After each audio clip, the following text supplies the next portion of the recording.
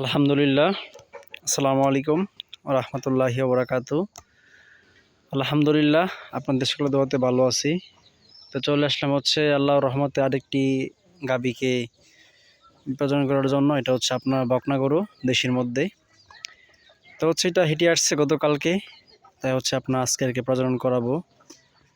তো আপনার 12 থেকে 18 ঘন্টা যদি আপনার গাভী জাত বেঁধে আরও বেশি হয়, সেই হিসেবে প্রজনন করাতে হয়। আর নর্মালি আপনার বকনা গরুর ক্ষেত্রে প্রজনন করানোর সময় আপনার দেখতে হবে কী কন্ডিশন। আর বকনা গরুকে ছোলা বুট টুট একটু ভিটামিন খাওয়াতে হয়। আর খামারে যে প্রশ্নটা যে বাচ্চা হইতে কষ্ট হবে কিনা প্রসব করতে, তো খামারিকে বললাম আপনার বীজ যেটাই দেন, গাভীকে পর্যাপ্ত পরিমাণে যত্ন করতে হবে। তার পুষ্টিকর যে খাবারগুলো সেগুলো নিশ্চিত করতে হবে। পাশাপাশি প্রেগনেন্ট অবস্থায় ক্যালসিয়াম, ভিটামিন, আয়রন, নিউট্রিশনাল যে প্রোডাক্টগুলি আছে, সাপ্লিমেন্ট, সেগুলো আপনার সরবরাহ করতে হবে।